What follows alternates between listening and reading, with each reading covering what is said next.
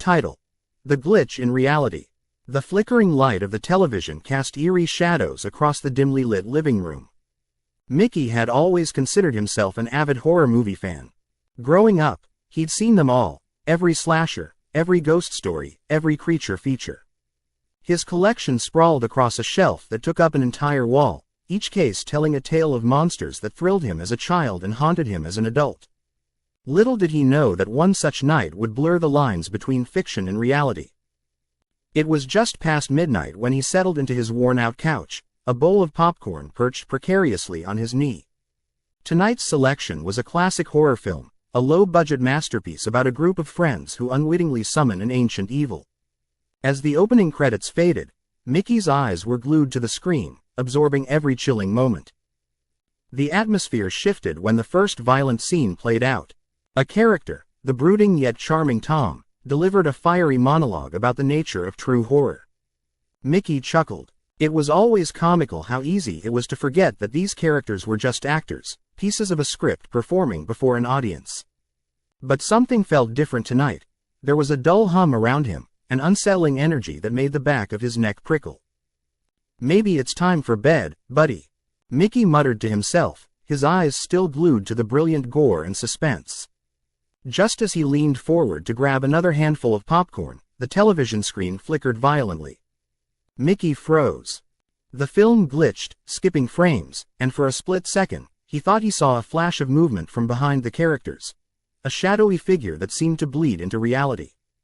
Then, as if given life by a careless breath of a malevolent force, Tom lunged forward, breaking the fourth wall with a spine-tingling grin. Mickey's heart raced. This couldn't be happening. It was all part of the movie, some elaborate special effect or prank. But then the figure stepped fully into his living room, the hum intensifying. Tom seemed confused, taking in his surroundings, before that grin twisted into an aggressive snarl. "Where are we?" he roared, turning his gaze towards Mickey, who was frozen in terror. Mickey's mind raced. He had to get out of there, he had to escape whatever was happening. But before he could bolt from his seat, the entire room erupted into chaos. Characters from other films began to spill forth, a disheveled witch, a chainsaw-wielding maniac, an anguished specter with hollow eyes. Mickey's heart dropped as he realized the very monsters he'd once laughed at were now breathing, moving, and thirsty for chaos in his reality. "Do you think this is a game?" The ghost's empty voice echoed, shaking the walls. "You called us here," the witch cackled, swirling her tattered cloak as she conjured a storm of shadows, flickering with ancient energy. Mickey stumbled backward, recognizing the horror unfolding before him was more than just an overactive imagination. It was the embodiment of his nightmares. "Stay away," he shouted, but his voice cracked under the weight of his fear. Mickey's palms grew slick with sweat as the chainsaw roared to life, the maniac's eyes wide with unfiltered madness. He couldn't comprehend what was happening, how his beloved stories had come for him, but he knew one thing: he would fight. He scrambled for his collection, hoping that perhaps some artifact of his passion could ward off the monsters. Mickey remembered a legendary VHS tape he had, an old 1980s horror flick known for its ability to turn the tide against evil forces. He dashed through the chaos, his hands searching frantically until they grasped it, holding it aloft. As the characters lifted their weapons, Mickey hit play. The room exploded with light and sound, as old footage of heroes battling the very beasts that had broken into his home unspooled. The energy shifted. The dark figures recoiled as if hurt by the brightness of the film's moral compass. Mickey could feel it, the rhythm of the narrative clashing with their evil intent. Each villain faltered, screeching as they faded back into the screen, absorbed into the chaos of the movie once more.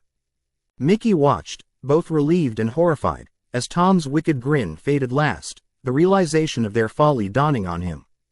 The portal to their world slammed shut with a final click, fiery rage echoing as they disappeared. Breathing shakily, Mickey collapsed onto his couch, staring at the blank screen as he clutched the VHS tape, unsure of what just transpired. His living room was still, but the atmosphere hung heavy with lingering dread. He learned the hard way that the boundaries of entertainment could be easily crossed. Despite the solace that wrapped about him, he knew something terrible had awakened that night.